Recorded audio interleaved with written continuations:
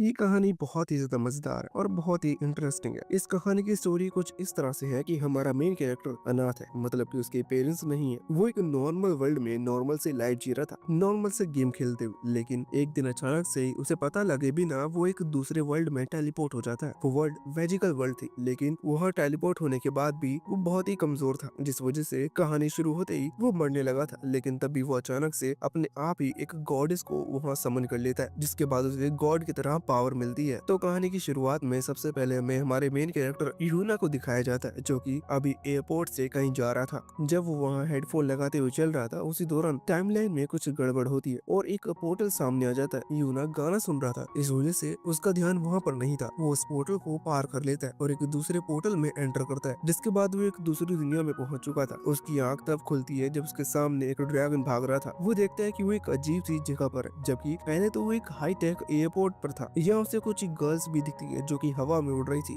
वो समझ गया था कि वो अपनी दुनिया में तो नहीं है, उसे वहाँ पर ड्रैगन्स उड़ते हुए दिख रहे हैं और वहाँ के जानवर भी हमारी धरती की तरह नहीं थे। यूना आगे बढ़ता है देखने के लिए कि शायद उसे आगे कोई जानकारी मिले, लेकिन उसे एक स्टोन गॉड मिलती है। असल में ये सिर्फ एक पत्थर है। वहाँ पर तो मैजिशियंस भी थे। वो बताते हैं कि अगर यूना इस पत्थर पर हाथ रखेगा तो उससे उसकी मैजिक पावर की स्ट्रेंथ पता चलेगी। यूना खुश था। वो सोचता है कि मैं ऐसे वर्ल्ड में आ गया जहाँ पर मैजिक है। वो उस पत्थर पर हाथ रखता है, अचानक से वो पत्थर बहुत ही तेज चमकता है। यूना और ज्यादा खुश हो गया, लेकिन वो दोनों ही मैजिशियन उसे डिस्क्वालीफाई कर देते हैं और बताती है कि उसके पास कोई मैजिक पावर नहीं है। ये सुनकर यूना का दिल टूट गया था। वो पूछता है कि इस पर तो लाइट जल ही रही थी। इस पर तो वो मैजिशियन बताते हैं कि इस पर अलग अलग कलर में लाइट जलती है, सभी कलर अलग अलग मैजिक के टाइप्स को बिलोंग करते हैं। तुम्हारे में व्हाइट लाइट जली जो कि किसी मैजिक टाइप को बिलोंग नहीं करती। हालांकि तभी एक दूसरी मैजिशियन नोटिस करती है कि उस स्टोन पर व्हाइट लाइट के अलावा एक हल्की सी ग्रीन लाइट भी थी। वो बताते हैं कि तुम्हारे पास वुड मैजिक की पावर है, लेकिन इतनी ज्यादा कम है कि अभी तक इस वर्ल्ड में ऐसा कोई पैदा नहीं हुआ था जिसके मैजिक में इतना कम पावर हो। यूना इस चीज से डिप्रेशन में चला गया था। वो वहाँ से चला जाता है। हालांकि वो बहुत दुखी था और बैठा हुआ था। वो सोच रहा था कि जब उसके पास कोई खास मैजिक पावर है ही नहीं, फिर उसे इस तरह के वर्ल्ड में टेलीपोर्ट क्यों किया गया है। वैसे अब तभी वहाँ पर एक ओल्ड मैन आते हैं। वो ओल्ड मैन यूना को बताते हैं कि उसे इतना ज्यादा डिप्रेस होने की जरूरत नहीं, क्योंकि उसके पास जो वुड मैजिक की पावर है वो बहुत ही ज्यादा रेयर है और इस कंट्री में वो दूसरा पर्सन है जिसे ये पावर मिली है। वो बताते हैं कि वुड मैजिक की पावर बहुत ही काम की पावर है, क्योंकि इससे यूना फार्मिंग भी कर सकता है। हालांकि यूना के पास इतनी ज्यादा पावर नहीं है, इस वजह से उसे कुछ टाइम तक इस पावर को बढ़ाने पर फोकस करना होगा। अब कुछ हफ्ते तक वो यही करता है। इससे उसकी पावर इतनी हो चुकी थी कि वो किसी प्लांट को जल्दी ग्रो कर पाए। वैसे अब एक रात उसे वहीं पास की झाड़ियों में दो लड़के दिखते हैं जो कि एक लड़की के साथ है। उनमें से एक लड़का अभी उस लड़की की गर्दन पर किस करने के लिए आगे बढ़ रहा था, लेकिन तभी अचानक से वो लड़की एक वैम्पायर में बदल जाती है और उसके अंदर से उसका सारा ब्लड पी लेती है, जिससे वो लड़का मारा जाता है। और अभी ये देखकर वो दूसरा लड़का तुरंत अपनी मैजिक पावर को एक्टिवेट कर लेता है। वो लड़का अभी जमीन से बड़े बड़े पत्थर निकाल कर यह हमला कर रहा था, लेकिन वो वैम्पायर गर्ल अपनी पावर से वहाँ पर कुछ वॉइन समन करती है और उनसे उन स्टोन्स को डिस्ट्रॉय कर देती है। अब वो लड़का वहाँ से भागता है, पर वो वैम्पायर उसे भी पकड़ लेती है और उसका ब्लड भी पीने लगती है। ये चीज देखकर यूना घबरा गया था और वहाँ से भागने की कोशिश कर रहा था, लेकिन उसे भी भागते हुए उस वैम्पायर ने देख लिया था। यूना वहाँ से भाग रहा था, लेकिन तभी वो वैम्पायर गर्ल उसके सामने आ जाती है और पूछती है कि वो यहाँ पर क्या कर रहा है। यूना फिर से डरता है और भागता है, लेकिन अब उस वैम्पायर गर्ल ने उस वाइन से उसे भी पकड़ लिया था। वो उन वाइन से उस पर हमला करती है। यूना लगभग मरने ही वाला था, लेकिन तभी उसकी बॉडी से एक लाइट निकलती है, जिसके बाद अचानक से यूना के सामने एक फेरी गर्ल आ चुकी थी। यूना को लगता है कि वो इस कहानी का मेन कैरेक्टर है, इस वजह से शायद ये उसकी सर्वेंट होगी, लेकिन वो बताती है कि वो हेल से आई है और वो यहाँ पर यूना को खत्म करने के लिए आई है। वो यूना को मारने वाली थी, लेकिन यूना पहले ही मर चुका है। ये देखकर अब वो पहले उन वाइन्स को काटती है और यूना को वहाँ नीचे उतारती है। यूना के अंदर जो वैम्पायरिक ऑरा था उसे खींच कर वो यहाँ अब उस वैम्पायर गर्ल पर हमला करने लगी थी। वो वैम्पायर गर्ल उसे बताते कि यूना उसका खाना है, इसलिए वो उसे नहीं जाने देगी। लेकिन जब वो उस पर हमला कर रही थी तब उस फेरी गर्ल ने एक ही अटैक में उस वैम्पायर गर्ल को हरा दिया था। वहाँ दूसरी तरफ हम एक दूसरी लेडी को देखते हैं जिसने ये एनर्जी महसूस कर ली थी। वो कह रही थी कि लगता है कि अब समय आ चुका है कि यहाँ पर अभी उस फेरी गर्ल ने उस वैम्पायर के अंदर से यूना की वो एनर्जी जो कि उसने वापस रोक ली थी उसे निकाल कर वापस यूना की बॉडी में डालती है, जिसके बाद यूना फिर से जिंदा हो चुका था। यूना उससे पूछता है कि वो कौन है और क्या वो उसकी मेड बनेगी, लेकिन इस पर वो फेरी गर्ल कहती है कि नहीं, क्या मैं तुम्हें याद नहीं, जिस पर यूना कहता है कि मैंने तुम्हें पहले कभी नहीं देखा। वो बताते हैं कि उसने यूना की जान इसलिए बचाई जिससे कि वो यूना को खत्म कर सके, और इसके बाद इतना कहकर वो हमला भी करने लगी थी। लेकिन जब वो यूना के ऊपर अपनी तलवार से कट लगाती है तो इससे उसके हाथ पर ही कट लग जाता है, जो देखकर वो हैरान थी। वो यूना से पूछती कि वो किस तरह के मैजिक का इस्तेमाल कर रहा है, लेकिन अब तभी वहाँ पर वो लेडी आ जाती है जिसने कुछ देर पहले इस एनर्जी को महसूस किया था। वो लेडी बताती है कि वो शुया अकेडमी की चेयरमैन है। वो यहाँ उस फेरी गर्ल से कहती है कि अगर वो युआन पर हमला करेगी और उसे डैमेज पहुंचाएगी तो इससे उसे ही डैमेज पहुंचेगा, क्योंकि युआन उसका समनर है। लेकिन वो फेरी गर्ल नहीं मानती और वो फिर से युआन पर हमला करने लगती है, लेकिन जिसके बाद अब उसे और ज्यादा चोट लगी थी। ये देखते हुए अब वो लेडी वहाँ युआन के पास आकर उसे एक मिस्टीरियस बुक देती है और युआन से कहती है कि वो इस बुक के ऊपर हाथ रखे और अपनी मैजिक का यूज करने की कोशिश करे। युआन सेम ऐसा ही करता है, जिसके बाद अचानक से उसकी बॉडी खुद ब खुद बोलने लगती है कि उस फेरी को वापस से लौट कर इस बुक में आना होगा। जिसके बाद वो फेरी उस बुक के अंदर चली जाती है और फिर युआन को उसका नाम मुफे पता चलता है। वैसे बाद में वो लेडी युआन को बताती है कि वो ये बुक युआन को दे सकती है, इससे वो मुफी के बारे में और जिन जिन फेरीज को वो समन कर सकता है उनके बारे में और इन्फॉर्मेशन पा पाएगा। युआन खुश था, लेकिन वो लेडी कहती है कि इसके लिए उसकी एक शर्त है। वो शुया अकेडमी की चेयरमैन है, इसलिए वो चाहती है कि युआन उनके स्कूल को ज्वाइन करे और इसके बदले वो युआन को 3 और फेरी सीड्स देगी, जिनके अंदर से मुफी से भी ज्यादा पावरफुल फेरी निकलने के चांस है। ये सुनकर युआन बहुत ज्यादा खुश हो जाता है। वो घुटनों के बताते हुए कहता है कि वो उनकी अकेडमी का सबसे अच्छा स्टूडेंट बनेगा। वैसे अभी वो यही सोच रहा था कि आखिर इन सीट्स के अंदर किस तरह की फेरीज गर्ल होंगी। वैसे उसी रात वो उस बुक को पढ़ रहा था, जिसके बाद अचानक से वो बुक एक्टिवेट होती है और युआन को जानने को मिलता है कि इस बुक से वो हर एक फेरी की पास्ट लाइफ को जान सकता है। असल में फेरीज जन्म नहीं लेती, बल्कि वो किसी की रीइंकार्नेशन होती है और अगर उसे किसी फेरी का मास्टर बनना है, ये समनर बनना है, तो उसके लिए उसे फेरी के पास्ट को देखना होगा और पास्ट में जाकर उसके साथ फ्रेंडशिप करनी होगी। वैसे वो अभी इतना स्ट्रॉन्ग नहीं है कि वो मूफी की पास्ट मेमोरीज में जा सके और वहाँ उसके साथ फ्रेंडशिप कर सके, इसलिए वो इस चीज को 24 घंटे के लिए टाल देता है। अब अगले दिन हम देखते हैं कि वो अभी स्कूल आया हुआ था, जहाँ पर सभी स्टूडेंट बहुत बुरा फेस बनाए हुए थे, क्योंकि युआन एक फेलियर है, उसके पास ज्यादा अच्छे मैजिक पावर्स नहीं है। फिर आखिर वो इनकी अकेडमी यानी कि इनके स्कूल को ज्वाइन कैसे कर सकता है। वैसे तभी एक स्टूडेंट वहाँ एक क्रिस्टल युआन की तरफ फेंकता है, क्योंकि उसके पास आइस मैजिक की पावर है। ये एक ट्रैप था, लेकिन युआन को ये चीज नहीं पता थी। इस वजह से वो उस आइस क्रिस्टल को उठाने लगता है। अचानक से वहाँ एक लाइट चमकती है और फिर हमें जानने को मिलता है कि उस क्रिस्टल को छूने की वजह से युआन को अब आइस मैजिक की पावर मिल चुकी थी। ये बहुत ही रेयर बात थी, क्योंकि युआन के पास अब 2 एट्रीब्यूट आ गए हैं, जो कि होना इस वर्ल्ड में नामुमकिन है। इसका मतलब युआन इस वर्ल्ड में पहला पर्सन है जिसे 2 मैजिक एट्रीब्यूट मिले हैं। वो अब अचानक से ही उसकी बॉडी पर से उसका कंट्रोल हट जाता है और वो वहाँ आसपास हर चीज को स्कैन करने लगता है। जिसके बाद वो वहाँ की सबसे सुंदर लड़की के पास गया था और उस पर अपनी सबसे अच्छी पिकअप लाइंस का यूज कर रहा था। हालांकि इससे शर्मा कर बाद में वो लड़की वहाँ से भाग जाती है, लेकिन इससे अभी वो बाकी सारे लड़के बहुत ही ज्यादा हैरान थे। अब बाद में युआन अपने फोन से उस फेरी से पूछता है कि आखिर उसका कंट्रोल अपनी बॉडी पर से हट कैसे गया। असल में रात के टाइम उसने उस बुक को अपने फोन से कनेक्ट कर लिया था, इससे वो वहाँ से डायरेक्ट उस बुक वाली फेरी से कनेक्ट कर सकता है। वो फेरी बताती है कि युआन ने जब आइस क्रिस्टल को टच किया तो उससे जो लाइट निकली वो उसकी वुड मैजिक वाली ग्रीन लाइट से ज्वाइन हो गई, जिसके बाद उसका दूसरा एट्रीब्यूट ओपन हो चुका था। पहले हमें लगा था कि ये आइस एट्रीब्यूट है, लेकिन असल में ये विंड एट्रीब्यूट था। वो बताते हैं कि ये सेकंड एट्रीब्यूट अनलॉक होने की वजह से उसकी चार्म एबिलिटी भी अनलॉक हो चुकी है। इस वजह से उसने खुद पर से कंट्रोल खो दिया। वैसे इस एबिलिटी की वजह से सभी लड़कियां उसे स्कूल का सबसे कूल लड़का समझ रही थी। युआन भी बहुत खुश था, लेकिन उसकी खुशी तब खत्म हो जाती है जब भागने की बारी आती है, क्योंकि युआन उस चीज में सबसे कमजोर था। हम देख देंगे कुछ टाइम बाद इंस्ट्रक्टर उन्हें बताते हैं कि उनकी मैजिक पावर को बढ़ाने के लिए डुअल मैच प्लान किया गया है। अभी यहाँ पर वो लड़का जिसने युआन का मजाक उड़ाने के लिए वो क्रिस्टल वहाँ युआन के सामने फेंका था,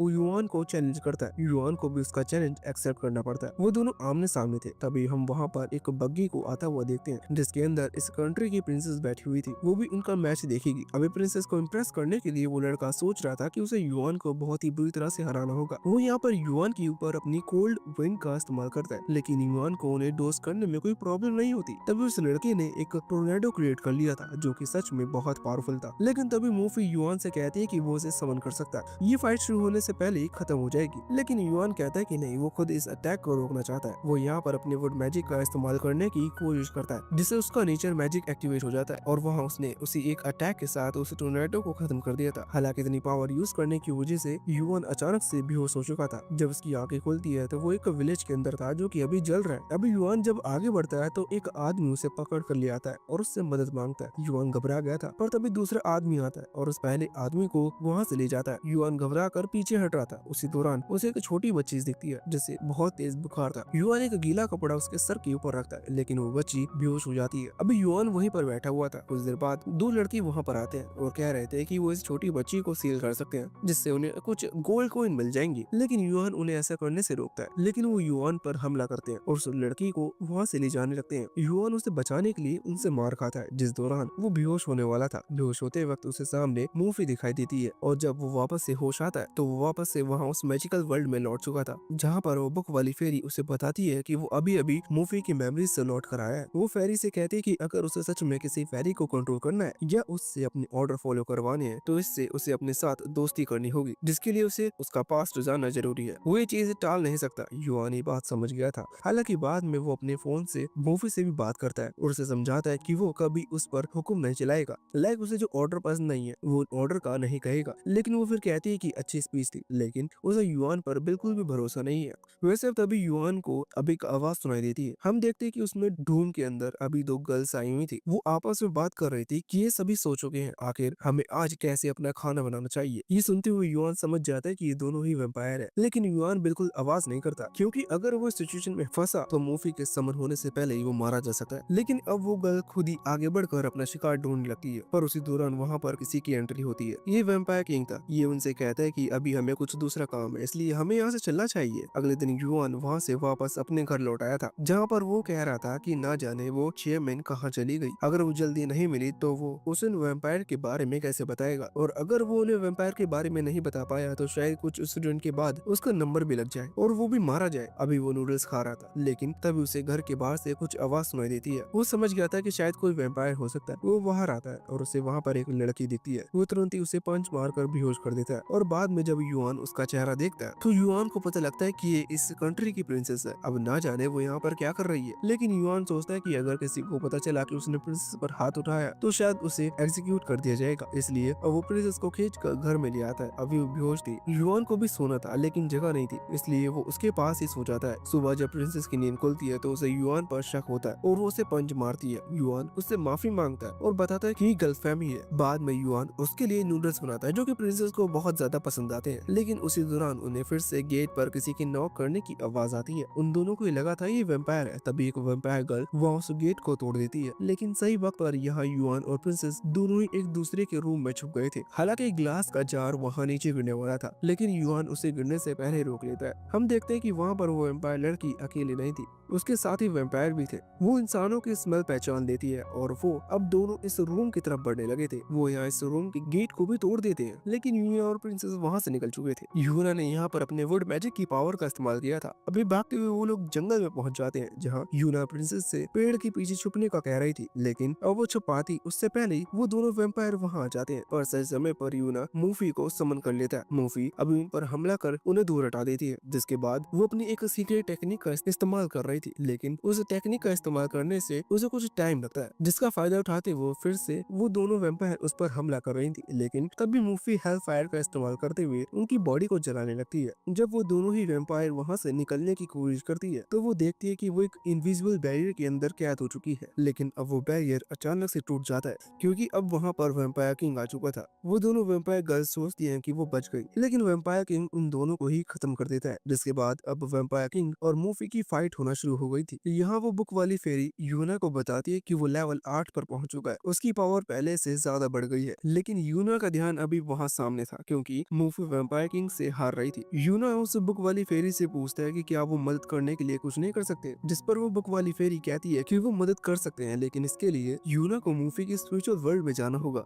यूना इसके लिए तैयार था, लेकिन वो फेरी बताती है कि यूना के पास इतनी स्पिरिचुअल एनर्जी नहीं है कि वो वहाँ मूफी की स्पिरिचुअल वर्ल्ड के अंदर जा सके। लेकिन अब कोई और दूसरा रास्ता नहीं था, क्योंकि वहाँ पर मूफी की हालत और ज्यादा बिगड़ते जा रही थी। वो किसी भी तरह से उस वैम्पायर किंग को नहीं हरा सकती। तभी यह प्रिंसेस युआन के पास आती है और उसे बताती है कि वो युआन को बहुत सारी स्पिरिचुअल एनर्जी दे सकती है। युआन ये सुनकर हैरान था। वो कहता है कि इसके बदले वो उसे साल भर नूडल्स खिलाएगा, क्योंकि प्रिंसेस को वो नूडल्स बहुत पसंद आए थे। जिसके बाद प्रिंसेस उसकी मदद करती है। युआन अभी उसके स्पिरिचुअल वर्ल्ड में जाने की कोशिश कर रहा था, जिस दौरान वैम्पायर किंग मूफी को दूर करते हुए युआन पर हमला करने की कोशिश करता है, लेकिन मूफी उसके अटैक को रोक लेती है। जिसके बाद यहाँ युआन अब स्पिरिचुअल वर्ल्ड में पहुंच चुका था, जहाँ पर अभी हम मूफी को देखते हैं जो कि कुछ चोरों को खत्म कर रही थी। आखिरी वाला चोर उससे माफी मांगता है, जिसके बाद मूफी उसे माफ कर देती है और जाने लगती है। लेकिन वो चोर इस चीज का फायदा उठाते हुए पीछे से आकर उस पर हमला कर रहा था। युआन आवाज लगाता है और मूफी तुरंत ही पीछे मुड़ते हुए उस चोर को भी खत्म कर देती है। युआन यहाँ पर अभी उसे रोक रहा था, लेकिन जब वो उसे टच करता है तो उसे पता चलता है कि मूफी ना ही उसे सुन सकती है और ना ही उसे देख सकती है। उसे इस चीज का कारण नहीं पता, लेकिन वो फेरी कहती है कि शायद तुम्हारी सोल इस वर्ल्ड में एग्जिस्ट नहीं करती, या फिर अगर वो एग्जिस्ट करती है तो तुम्हें उसे उसे ढूंढना होगा।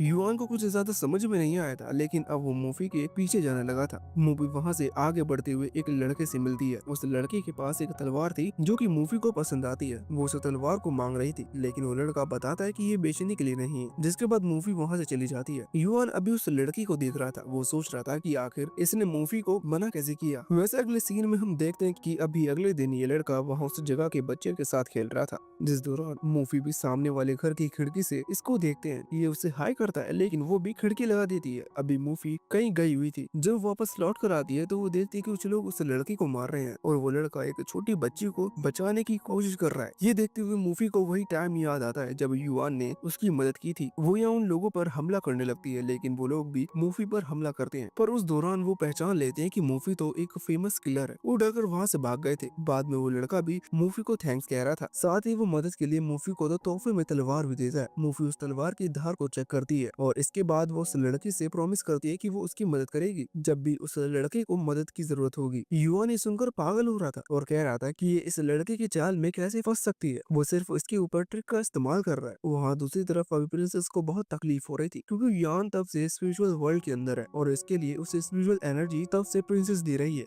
वैसे वह मूवी और उस वैम्पायर किंग की लड़ाई में मूवी हार रही थी। वैम्पायर भी उस दौरान युआन पर भी हमला कर रहा था, लेकिन युआन को बचाने के लिए हर बार मूवी सामने आ जाती। मूवी जान गई थी कि वो अब नहीं बच सकती। इस वजह से वो अपनी तलवार को वापस रख लेती है और जब वो वैम्पायर किंग अपनी तलवार से हमला करता है तो मूवी के सामने से नहीं हटती, जिसकी वजह से वो तलवार मूवी की बॉडी की आर पार हो चुकी थी।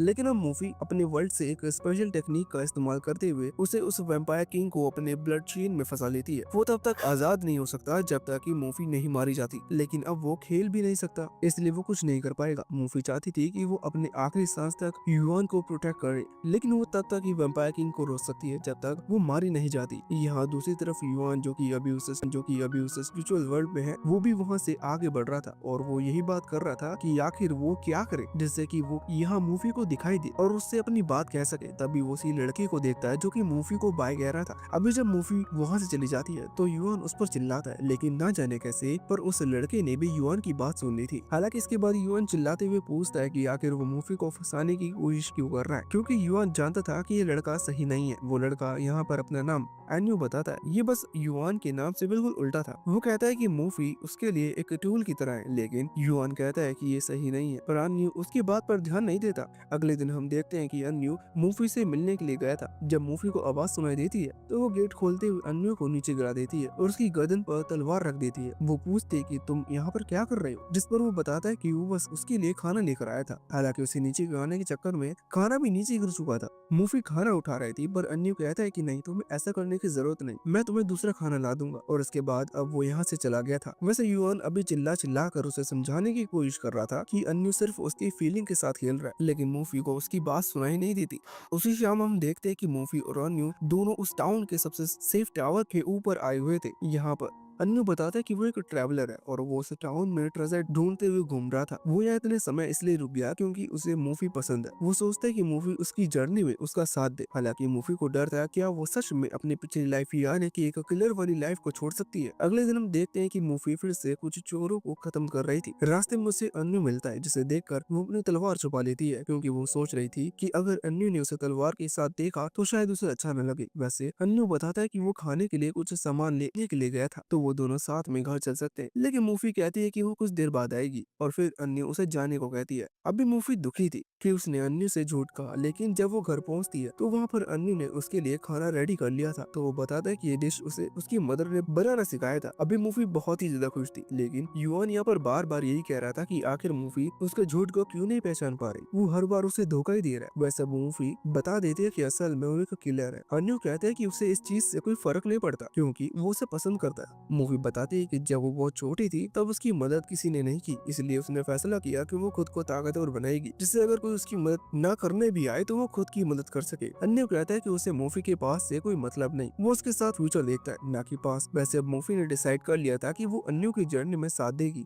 इसी वजह से वो वहाँ एक सेलर के पास पहुंचती है जहाँ वो अभी शिप की टिकट लेने के लिए पहुंची थी, लेकिन वो सेलर कहता है कि उसे इस ट्रिप पर नहीं जाना इसलिए क्योंकि अन्यू सही लड़का नहीं है, शायद वो उसे चीट करने की कोशिश कर रहा है। पर मूफी उसकी बात नहीं सुनती और जहाज की 2 टिकट्स लेकर वहाँ से चली जाती है। बाद में वो टिकट्स अन्य को दिखाती है और अन्य कहता है कि तुम शाम को मेरा इंतजार करना, हम उसी सबसे सेफ टावर पर मिलेंगे। मूफी इस पर हाँ कर देती है। हम देखते हैं कि शाम के टाइम उसने एक और चोर को मार दिया था, जिसके बाद वो घर लौटती है, अपना बैग पैक करती है और टावर की तरफ निकल जाती है। रास्ते में उसे 2 और चोर मिलते हैं, लेकिन जब वो मूफी को पहचान लेते हैं तो वो उससे माफी मांगने लगते हैं। मूफी अच्छे मूड में थी, इस वजह से आज वो उन्हें माफ भी कर देती है। अब वहाँ टावर पर आने के बाद वो बहुत देर से इंतजार कर रही थी, लेकिन अन्यू अभी तक वहाँ नहीं आया था। युआन सोच रहा था कि शायद वो कभी आए ही ना, इस वजह से मूवी तब से बहुत गुस्सा। लेकिन तभी मूवी कहती है कि शायद वो किसी काम में फंस गया होगा, शायद वो कुछ टाइम बाद यहाँ पर आए। अब इस तरह से इंतजार करते हुए पूरा दिन बीत जाता है और अगला दिन भी आधा बीत चुका था। युआन कह रहा था कि आखिर तुम यहाँ से जाती क्यों नहीं, लेकिन उसकी बात मूवी को सुनाई नहीं दे रही थी। मूवी गुस्से में तो थी, वो खुद को समझा रही थी और कह रही थी कि शायद वो यहाँ से चली गई। और फिर उसके बाद अन्यू आता है तो वो क्या सोचेगा। वैसे अब कुछ दिन और बीत जाते हैं और फिर वो सेलर वहाँ आकर मूवी को बताता है कि टाउन पर सारे चोरों का हमला हो चुका है, उन्होंने एक साथ हमला किया था जिस वजह से हम लोग खुद को बचा नहीं पाए। लेकिन मूवी अभी जाने को तैयार नहीं थी, वो कह रही थी कि वो अभी भी यहाँ रुककर अन्यू का इंतजार करेगी। तभी हम देखते हैं कि कुछ चोरों ने उस टावर को घेर लिया था, वो बम के थ्रू उस टावर को गिरा देते हैं। मूवी भी वहाँ नीचे गिर जाती है और जब उसे होश आता तो वो सामने बहुत सारे चोरों को देखती है। उसे लग रहा था कि शायद इन्होंने ही अन्यू को पकड़ लिया है, इसी वजह से वो यहाँ पर नहीं आ पाया। वो आगे बढ़ती है और उनमें से 2 चोरों को मार देती है, लेकिन सामने जो बहुत सारे चोर खड़े हुए थे उन्होंने एक लड़की को पकड़ रखा था और कह रहे थे कि वो उसे जान से मार देंगे। लेकिन इससे मूवी को और ज्यादा गुस्सा आ जाता है और वो तुरंत ही हमला करते हुए उन सभी चोरों को खत्म कर देती है। वो अभी उस लड़की से कह रही थी कि उसे डरने की जरूरत नहीं, लेकिन तभी वो लड़की चाकू निकाल कर मूवी को मार देती है। इससे मूवी समझ गई थी कि ये इन्हीं लोगों के साथ मिली है। अब तभी वहाँ पर अन्य की एंट्री होती है। वो लड़की उससे कहती है कि मूवी सच में बहुत बड़ी बेवकूफ है, वो इतनी आसान से ट्रिक में फंस गई। वैसे मूवी अभी रेंगते हुए अन्य की तरफ बढ़ रही थी, लेकिन तभी दूसरा चोर वहाँ आता है और उससे कहता है कि तुम अब समझोगी कि ये सब अन्यू का ही प्लान था। हमें दिखाया जाता है कि कुछ हफ्ते पहले अन्यू इन लुटेरों से मिलने गया था, जहाँ पर वो बताता है कि वो मूवी को हरा सकता है, लेकिन इसके बदले उसे साउथ डिस्ट्रिक्ट की कमांड सौंप दी जाए, जिस पर उन लुटेरों ने हाँ कर दी थी। साथ ही वो उसे तलवार भी देते हैं और सिर्फ इन्हीं 2 चीजों के लिए उसने मूवी को धोखा दिया। अब भी मूवी ये सुनकर आगे बढ़ रही थी, लेकिन वो लुटेरे उसे घुटनों के बल कर देते हैं। एक लुटेरा कह रहा था कि हम इसे मार देना चाहिए वरना ये फ्यूचर में हमें दिक्कत देगी, मगर ये सोचकर कि जिससे वो ज्यादा पसंद करती थी उसने उसे धोखा दिया। मूवी अभी पागल हो रही थी,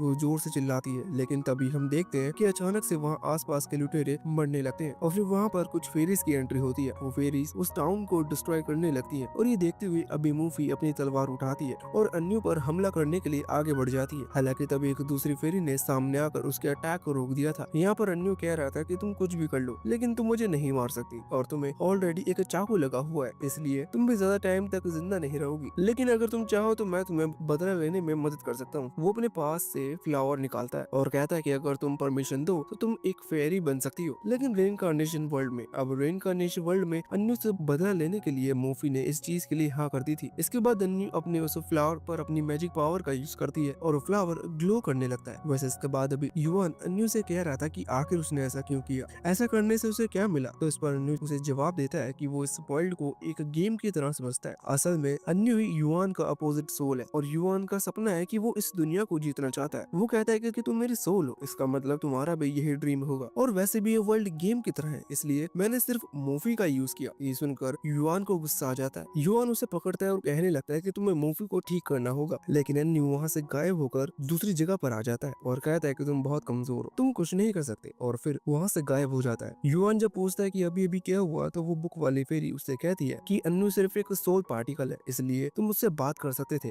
लेकिन तुम उसका कुछ बिगाड़ नहीं सकते। वैसे अब युआन वहाँ मूवी को देखता है, जो कि अभी उन वाइन्स से कैद थी जिन्हें युआन ने डेवलप किया था। वो तब तक कैद रहेगी जब तक कि युआन उसे वहाँ बंद नहीं कर देता, और युआन ने पहली बार उसे समन तभी किया था जब उस वैम्पायर ने उसे खत्म किया था। तो युआन कह रहा था कि ये सील तभी ब्रेक हो सकती है जब मैं मारा गया हूँ, तो शायद अगर मैं फिर से मर जाऊँ तो ये सील ब्रेक हो सकती है। लेकिन इस पर वो फेरी कहती है कि तुम बेवकूफों जैसी बातें कर रहे हो, तुम अभी एक स्पिरिट वर्ल्ड में हो, यहाँ पर तुम मारे गए तो तुम्हें बचाने का कोई रास्ता नहीं है, लेकिन युआन कहता है कि नहीं, वो उसे बचा कर ही रहेगा। वो आगे बढ़ता है और वहाँ पड़ी तलवार उठाता है, लेकिन एक ही सेकंड के बाद उसे पता चलता है कि उसमें इतनी हिम्मत नहीं है कि वो खुद को खत्म कर सके। लेकिन उसी समय अचानक से वो जगह हिलने लगती है। वो फेरी बताती है कि ये वर्ल्ड बहुत ही जल्दी वैनिश होने वाली है। ऐसा सोचे से था क्योंकि वहाँ प्रिंसेस अपनी बहुत सारी स्पिरिचुअल एनर्जी दे चुकी है और अब वो जल्दी बेहोश होने वाली है, इसलिए स्पिरिचुअल वर्ल्ड खत्म हो जाएगा। अभी सिचुएशन देखते हुए युआन तुरंत ही आगे बढ़ता है, उस तलवार को जमीन में लगाता है और वहाँ उन वाइन्स पर चढ़ने लगता है। वो वहाँ ऊपर आकर कहता है कि वो किसी भी कीमत पर उसे बचा कर रहेगा और हो सके तो उसे माफ कर दो। साथ ही इसके बाद वो उसे गुड बाय किस देता है और वहाँ से जंप कर देता है, जिसके बाद वो नीचे आकर सीधा उस तलवार पर गिरा था।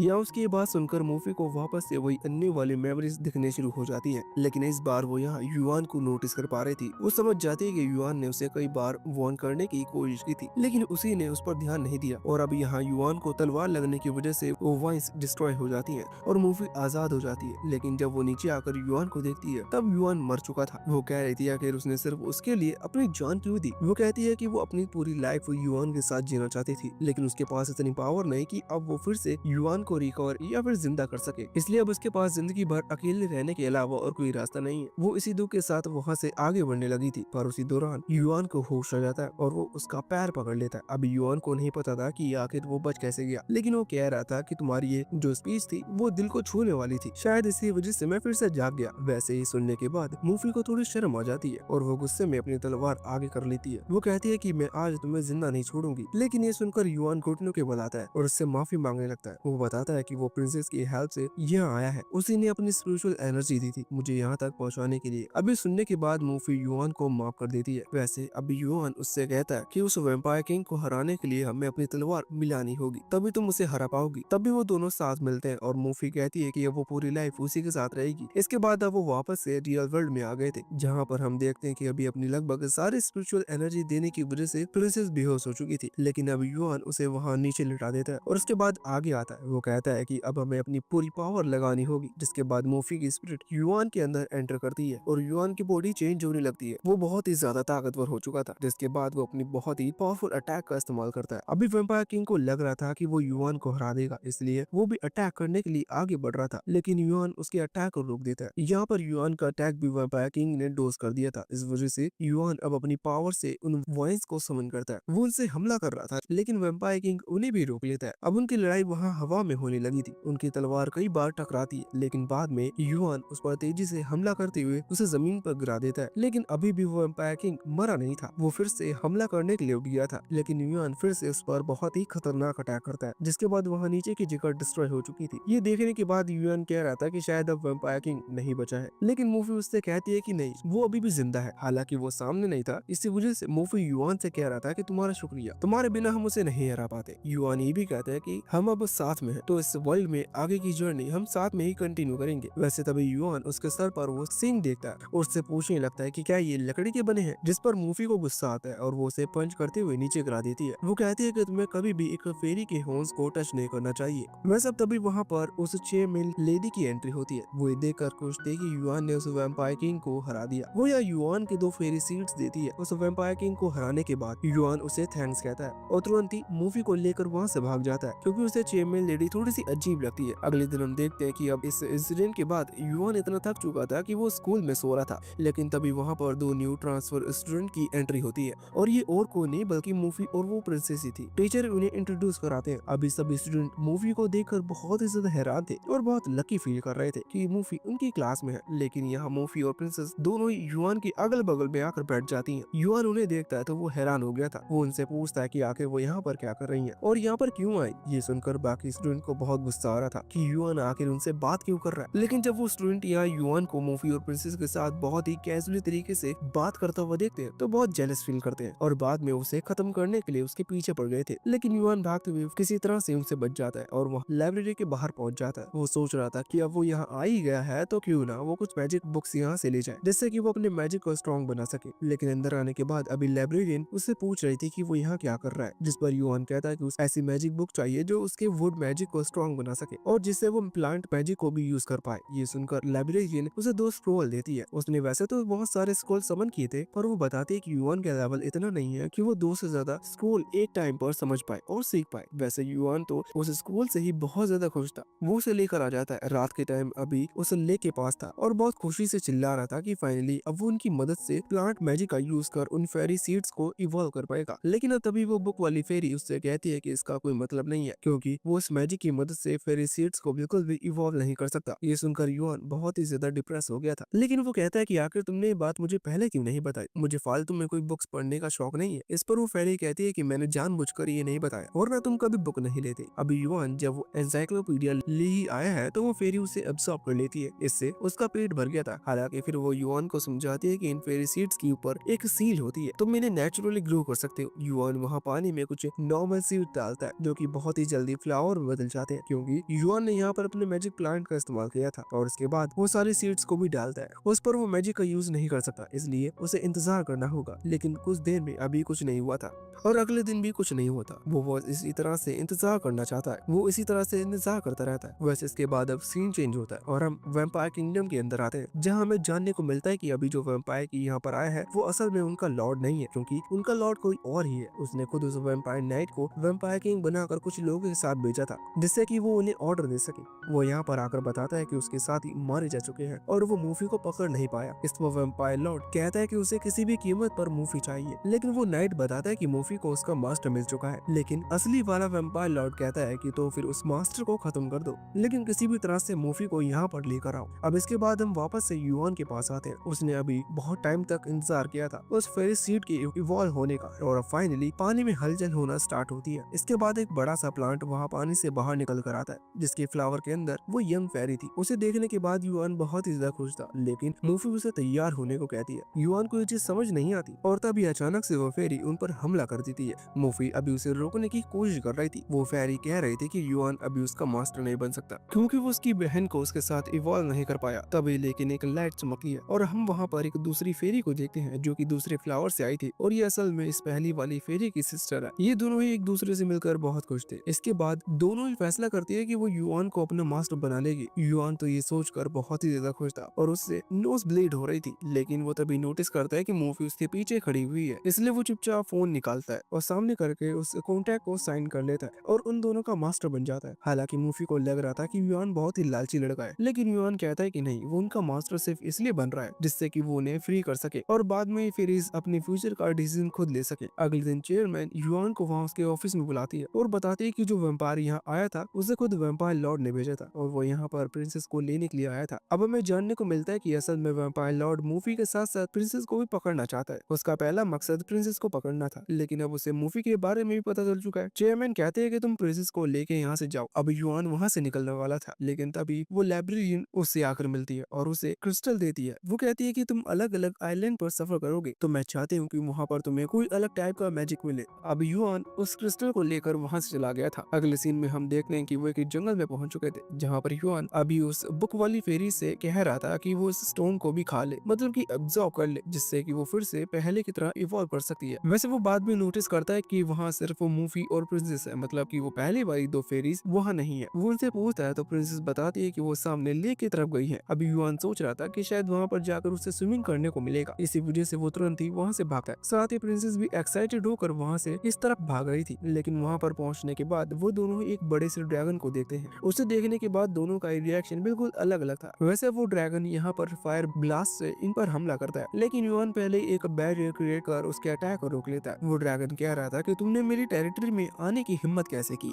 अब तुम सभी मारे जाओगे। तभी वो कल की इवॉल्व हुई दोनों फेरीज में से एक फेरी जिसका नाम लीन है वो आगे आती है, उस ड्रैगन से लड़ने लगती है। हालांकि युआन उसे रोक देता है और कहता है कि इससे मैं लड़ना चाहता हूँ। युआन खुद को स्ट्रॉन्ग बनाना चाहता था। वो उस ड्रैगन को समझाता है कि उसने बहुत सारी गलतियां कर दी, क्योंकि अभी कुछ दिन पहले उसने एक लेवल 8 के वैम्पायर को हराया। ये सुनकर ड्रैगन सोचता है कि सच में उसने बहुत बड़ी गलती कर दी, क्योंकि वो तो सिर्फ लेवल 3 का ड्रैगन है। लेकिन जब युआन उसे चैलेंज कर रही है तो उसे चैलेंज एक्सेप्ट कर लेना चाहिए। लेकिन अब लड़ाई के दौरान हम देखते हैं कि युआन बिना किसी फेरी की मदद लिए कुछ वाइस समन करता है, जिससे उसने उस ड्रैगन को पकड़ रखा था। युआन थोड़ा सा समझदार भी है, इस वजह से वो कोशिश कर रहा था कि वो उस ड्रैगन को पानी के अंदर डुबा सके, जिससे कि वो ड्रैगन अपनी फायर अटैक का इस्तेमाल ना कर पाए। और वैसे वो ड्रैगन फायर ड्रैगन है, तो अगर वो फायर अटैक का इस्तेमाल नहीं कर पाया तो किसी काम का नहीं है। ये देखते हुए ड्रैगन हार मान लेता है। अब युआन ने उसकी जान नहीं ली थी, इसी चीज से खुश होकर वो ड्रैगन युआन को एक फ्यूट देता है और कहता है कि तुम जब भी इसे बचाओगे तो मैं तुम्हारी मदद के लिए आ जाऊंगा, और इतना कहकर वो वहाँ से चला जाता है। वैसे अब रात होने वाली थी, वो जंगल में रुक नहीं सकते थे, लेकिन किस्मत से उन्हें एक रिजॉर्ट रिजॉर्ट मिल जाता है, जहाँ पर आकर युआन उस रिसेप्शनिस्ट आदमी से कहता है कि उसे 2 रूम चाहिए। अभी वो आदमी सोच रहा था कि युआन अगर सच में 2 रूम लेगा तो उसे रात को बार बार यहाँ से वहाँ ट्रैवल करना होगा दोनों की तरफ पार्टी को संभालने के लिए। पर उसे क्या, रात के टाइम हम देखते हैं कि बिलियन उदास बैठी हुई थी। युआन उसके पास आता है और उससे उदास होने की वजह पूछता है, जिस पर वह युआन पर गुस्सा करने लगती है और कहती है कि आखिर तुम यहाँ पर क्यों आए हो। वो कहते हैं कि मैं तुम्हें अपना मास्टर नहीं मानती, मैं सिर्फ तुम्हारे साथ इसलिए हूँ क्योंकि मेरी सिस्टर तुम्हारे साथ है। वैसे वो बातों ही बातों में ये जरूर बता देती है कि वो जब फेरी बनी थी तो उसे अपनी प्रीवियस लाइफ की मेमोरीज नहीं मिली, लेकिन वो खुश है कि वो अपने सिस्टर के साथ है। युआन कहता है कि अगर तुम चाहो तो हम इस रिजॉर्ट में कुछ दिन रुक सकते हैं, जिससे तुम्हारी मेमोरीज फिर से लौट आएगी। लेकिन अब जब वो ऐसा कह रहा था तभी अचानक से लिन की मेमोरीज आना स्टार्ट हो जाती हैं। इससे उसके सर में दर्द होता है और वो नहीं चाह रही थी कि उसकी मेमोरीज फिर से वापस आए, लेकिन उसे यान पर गुस्सा आ रहा था क्योंकि शायद उसी की वजह से उसकी मेमोरीज फिर से लौट रही हैं। इसी वजह से वह युआन पर हमला करने लगती है, लेकिन युआन कहता है कि तुम ऐसा क्यों कर रही हो। तभी उस पर हमला करने की वजह से एक स्पेल एक्टिवेट हो जाता है और लिन वहाँ नीचे गिर जाती है। तभी वहाँ पर 3 और लोगों की एंट्री होती है। वो बताते हैं कि वह युआन को खत्म करने के लिए आए हैं। प्रॉब्लम देखकर युआन मूफी से टेलीकिनेसिस से थ्रू कांटेक्ट करता है, उसे वहाँ बुलाता है। मूफी अब बिलियन की सिस्टर यूए के साथ वहाँ पर आई थी। वैसे युआन तुरंत ही उस ड्रैगन को भी वहाँ पर बुला लेता है, लेकिन जब वह ड्रैगन वहाँ पर आता है तो उसे पता लगता है कि वह तीनों यहाँ पर उन फेरिस को भी कैप्चर करने के लिए आए हैं, इसलिए वो तुरंत ही पार्टी बदल लेते हैं। इसे देखकर मुझे लॉर्ड बुरी जैमन की याद आ गई। वैसे अब उन तीनों ने हमला करना शुरू कर दिया था, जिस दौरान वो ड्रैगन युआन पर हमला कर रहा था। यह मूफी आगे आते हुए कहती है कि हम सभी इन तीनों को संभालते हैं, तुम उस ड्रैगन को संभालो। और वो तीनों लड़ने लगी थी, लेकिन युआन उस ड्रैगन से डर कर भाग रहा था, जो उसकी चाल थी, क्योंकि भागते हुए वो अपनी वाइन्स को समन करता है और उस ड्रैगन को पकड़ने की कोशिश करता है, लेकिन वो ड्रैगन उन वाइन से बचकर अपने फायर अटैक का इस्तेमाल कर युआन को वहाँ नीचे गिरा देता है। ये देखकर मूवी पीछे मुड़ती है और कहती है कि क्या उससे मदद की जरूरत है। कुछ लीव्स निकालकर उस ड्रैगन को पकड़ लिया था। हालांकि वो पानी में गिर रहा था, तभी से पानी के अंदर से एक फॉर्मेशन टाइप की सील दिखती है, जिससे एक लाइट निकलती है और युआन को खींचने लगती है। ये लाइट एक एनर्जी थी जो कि अभी वहाँ से लेके बाहर भी दिख रही थी। ये देखकर मूवी तुरंत ही अपनी पानी के अंदर जंप करती है युआन को बचाने के लिए। इस तरफ हम देखते हैं कि अभी युआन और मूवी के जाने के बाद लिन अपनी बहन यूई से कह रहा था कि यही सही मौका है, हमें यहाँ से निकलना चाहिए। लेकिन सही मौके का फायदा देखते हुए वहाँ वो तीनों में से एक आदमी यहाँ पर इन पर हमला कर देता है। उसके अटैक हुई हुई किसी तरह से बैरियर बनाकर रोक लेती है, लेकिन उसका बैरियर डिस्ट्रॉय हो जाता है, जिससे उसके हाथ पर हल्की सी चोट आई थी। उस चोट को देखने के बाद लिन को बहुत गुस्सा आता है और फिर वो अपनी पावर दिखाती है। वैसे दूसरी तरफ वहाँ मूवी जब अपनी पावर के अंदर युआन को ढूंढ रही थी तो युआन वहाँ नहीं था। वो समझ जाती है कि युआन कहीं गायब हो चुकी है, इसलिए वो तुरंत ही पानी के बाहर आ जाती है और अपनी तलवार को हवा में उठाते हुए कहती है कि उसे ये लड़ाई जल्दी खत्म करनी होगी। वैसे इसके बाद अब हम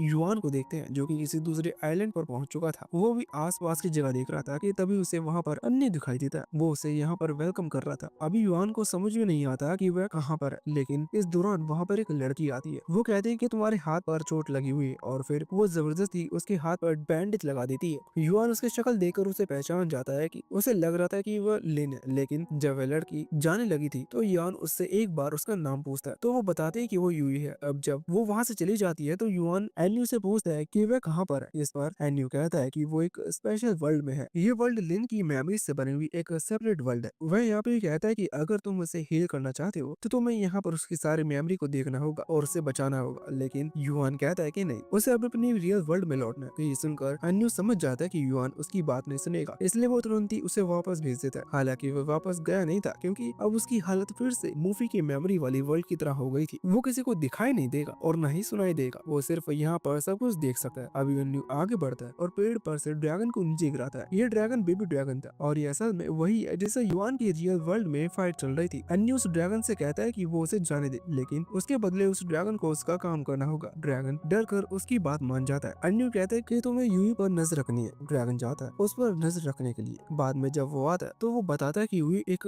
डिप्रेस्ड गर्ल है और उसकी सिस्टर बीमार, जो कि हील नहीं हो सकती। ये सुनते हुए एन्यू कहता है कि ठीक है, फिर मेरे पास एक बहुत ही अच्छा प्लान है। वो तुरंत ही वहाँ से निकल गया था, पर युआन उसे रोकता है और कहता है कि अब तुम कुछ गड़बड़ मत करना, लेकिन एन्यू उसकी बात को इग्नोर करता है। बाद में एन्यू जाकर यूई से मिलता है। वो यूई को ऑफर देता है कि वो उसकी मदद कर सकता है उसकी सिस्टर को ठीक करने में, लेकिन यूई उसके पास देने को कुछ भी नहीं था। पर एन्यू बताता है कि उसे मेडिसिन के बारे में पता है जो उसके पास भी नहीं है, तो उसके बदले यूई को कुछ देने की जरूरत नहीं, लेकिन वो मिलकर उस मेडिसिन को ढूंढ सकते हैं। वो मेडिसिन गुफा में थी। वो लोग वहाँ पहुँचते हैं। गुफा में आगे बढ़ते वक्त अभी हम उस बेबी ड्रैगन को देखते हैं, जो कि बहुत ही इविल स्माइल कर रहा था, क्योंकि वो जानता है कि इस गुफा के अंदर एक खतरनाक मॉन्स्टर रहता है। ये बात वैसे अन्यू भी जानता था। शायद वो आगे बढ़ते हुए उस मॉन्स्टर को पहचान लेता है कि यहाँ सच में कोई मॉन्स्टर। इसी इसी वजह से वो यूई से कहता है कि हमें रास्ता बदल लेना होगा। वे गुफा में रास्ता बदलते हैं और उनके सामने अभी वही मेडिसिन थी जो कि उन्हें चाहिए थी। मॉन्स्टर को देखने के बाद अभी यूई उस मेडिसिन को लेने के लिए आगे बढ़ रही थी, जो देखकर युआन अन्यू से कहता है कि वो जाकर उसे बचा ले, लेकिन अन्यू कहता है कि अगर उसे तुम्हें बचाना है तो खुद बचा लो। ये सुनकर अन्यू तुरंत ही भागता है, पर तभी अन्यू वहाँ से गायब होकर यूई को बचा लेता है और युआन को उस ट्रैप में फंसा देता है, क्योंकि युआन उस मॉन्स्टर के सामने आ चुका था। कुछ देर बाद हम देखते हैं कि अन्यू और यूई भागते हुए वहाँ डेड एंड की तरफ पहुंच चुके थे। जब वे आकर रुकते हैं तो पीछे देखते हैं कि वो मॉन्स्टर अभी भी उनका पीछा कर रहा था। वो बिल्कुल उनके सामने उनके पास पहुंच चुका था। अभी उससे लड़ने के लिए यूई एक लकड़ी उठा लेती है और अन्यू के सामने आकर खड़ी हो जाती है, लेकिन जब वो मॉन्स्टर हमला करता है तो अन्यू को ही बचाना पड़ता है। हालांकि इस चीज में यूई बेहोश हो चुकी थी, इसलिए अन्यू जाकर उसे पेड़ के पास सुला देता है और उसके बाद वो खुद उस मॉन्स्टर के सामने आ गया था उससे लड़ने के लिए। हालांकि वो मॉन्स्टर अभी बहुत गुस्से में था। वो अन्यू को देखते ही उस पर हमला करने लगता है। अभी हमले के बाद बेबी ड्रैगन को लग रहा था कि शायद अन्यू मारा गया, लेकिन ऐसा नहीं था, क्योंकि अन्यू ने सिर्फ अपनी ही उंगली से उस मॉन्स्टर को रोक लिया था। और उसके बाद अन्यू उस मॉन्स्टर के ऊपर आता है और उस पर हल्का सा अटैक करते हुए उसे हरा कर वहां से दूर फेंक देता है। हालांकि उसने उसकी बॉडी पर कुछ स्क्रैचेस के निशान देख लिए थे। ये असल में उस बेबी ड्रैगन का काम था। उसने ऐसा इसलिए किया जिससे कि मॉन्स्टर को गुस्सा आए, इसलिए अब अन्यू वहाँ उस बेबी ड्रैगन के पास आता है और उसे लात मारकर वहाँ खाई में गिरा देता है। अब शाम हो चुकी थी। हम देखते हैं कि यूई को होश आता है तो वो बहुत खुश थी कि वो मॉन्स्टर हार गया। यहाँ पर अन्यू से बताता है कि उसने वो मेडिसिन भी बचा ली। अगले दिन हम देखते हैं कि जब अन्यू फिर से यूई से मिलता है तो यूई रो रही थी और वो बताती है कि उस मेडिसिन ने काम नहीं किया। अन्यू कहता है कि उसके पास एक और तरीका है। वो उसे कुछ स्पेल के बारे में बता रहा था जिससे एक खास तरीके का रिइंकार्नेशन मैजिक मेडिसिन बनती है। ये सुनकर यूई खुश थी। वैसे बाद में युआन देखता है कि यूई की बहन और कोई नहीं बल्कि लिन है। यहाँ अगले दिन जब लिन वहाँ बगीचे में आई हुई थी तभी वहाँ पर अन्यू आ जाता है। वह उसका पीछा कर रहा था और उस पर अपनी पिकअप लाइंस का यूज कर रहा था, जो देखते हुए लिन उससे कहती है कि उस पर ये सब नहीं चलने वाला, इसलिए वो यहाँ से चला जाए। और उतना कहकर लिन वहाँ से जाने लगती है। हालांकि अन्यू चिल्लाता है कि वह कल फिर से उसका यहाँ इंतजार करेगा। अब लिन जाने के बाद युआन अन्यू से कह रहा था कि वो ये क्या कर रहा है। वो दोनों सिस्टर को फंसाने की कोशिश कर रहा है, जिस पर अन्यू कहता है कि वो एक अल्फा मैन है, इसलिए वो जो चाहे उसे मिलेगा। वो युआन की तरह नहीं है। बाद में हम वहाँ यूई को देखते हैं। उसने किसी तरह से मेडिसिन का पता लगा लिया, लेकिन उसके सक्सेस रेट बहुत ही ज्यादा कम है और उससे रिस्क बहुत ज्यादा बढ़ गया था, इसलिए वो लिन पर उसका यूज नहीं करना चाहती। हालांकि लिन कहती है कि वो इस चीज के लिए तैयार है, क्योंकि अगर उन्होंने इसका यूज करके नहीं देखा तो वैसे भी वो कुछ टाइम में मारी जाएगी। पर इस पर यूई कहती है कि इस मेडिसिन को खाने से शायद वह अभी ही मर जाए, जबकि अगर वो इस तरह से बीमार रहकर जीती है तो सालों तक जी सकती है और उसकी तबीयत इतनी खास भी खराब नहीं है कि वो चल फिर भी ना पाए। इसलिए जब तक उन्हें कोई परमानेंट सॉल्यूशन नहीं मिल जाता तब तक वो ऐसी किसी मेडिसिन का यूज नहीं करेगी। अगले दिन हम देखते हैं कि लेन फिर से वहाँ बगीचे की तरफ गई थी, जिससे कि वहाँ फिर से अन्यू मिल पाए। वहाँ पर अन्यू से अपनी बोट दिखाता है और कहता है कि अगर उसे प्रॉब्लम न हो तो वो थोड़ी देर घूम सकते हैं। वो बोट में बैठ जाती है, लेकिन रास्ते में उसकी हालत और खराब होने लगी थी और उसके मुंह से खून निकलने लगा था, जिस वजह से वो बेहोश हो जाती है। अभी अन्यू युआन से कह रहा था कि हम इसे ठीक कर सकते हैं, लेकिन इससे इसकी सारी मेमोरी चली जाएगी, इसलिए वो ऐसा नहीं कर रहा। तभी वहाँ दूसरी बोट पर वो लोग यूई को देखते हैं, जो कि अभी खुद से ही कह रहे थे कि उसे खुद को खत्म कर देना चाहिए, क्योंकि असल में लिन को वो बीमारी यूई को बचाने की वजह से हुई थी, इसलिए यूई खुद को ब्लेम करती है। वो सोच रही थी कि अगर वो खुद को खत्म कर देगी तो शायद इससे सब कुछ ठीक हो जाएगा, पर ऐसा कुछ भी नहीं था। अब जब लिन को होश आता है तो वो अपने घर में अपने कमरे में थी, लेकिन वो हैरान थी। लेकिन वो सोच रही थी कि शायद उसने जो भी कुछ देखा वो एक सपना था। वो अभी गुस्से में थी, इस वजह से यूई उसके लिए सूप ले आती है। वो उसे नीचे गिरा देती है। हालांकि जब यूई घर से मेडिसिन के लिए निकल गई थी तब लिन वहाँ दूसरी मेडिसिन को, जिसका सक्सेस रेट बहुत कम है, उसे पी लेती है। वैसे ये मेडिसिन भी काम नहीं करती और ये सिर्फ टेम्परेरी इलाज है, इसलिए वो वापस से वहाँ उन बगीचों की तरफ चली गई थी, जहाँ पर एक बार फिर से उसकी मुलाकात अन्यू से होती है और वो बोट पर चले जाते हैं। इससे लिन को पता चल जाता है कि कल जो भी हुआ था वो उसका सपना नहीं था। वैसे यहाँ पर अन्यू बताता है कि उसे एक परफेक्ट इलाज मिल गया जो कि उसकी बीमारी को परमानेंटली खत्म कर सकता है। लिन तुरंत ही उस इलाज के बारे में पूछती है, जिस पर अन्यू बताता है कि उसके लिए उसे अपनी सिस्टर को खत्म करके उसका सारा ब्लड पीना होगा। जो सुनकर लिन हैरान हो गई थी। अब हम रियल वर्ल्ड में आते हैं, जहाँ हम देखते हैं कि अब एक नाइट प्रिंसेस पर हमला कर रहा था उसे खत्म करने के लिए। प्रिंसेस अभी सो रही थी, लेकिन उसके आसपास एक बैरियर बना हुआ था जो कि उसे नाइट के अटैक से बचा लेता है। पर तभी अचानक से प्रिंसेस की नींद खुल गई। वह वहाँ उस नाइट को देखती है, उसे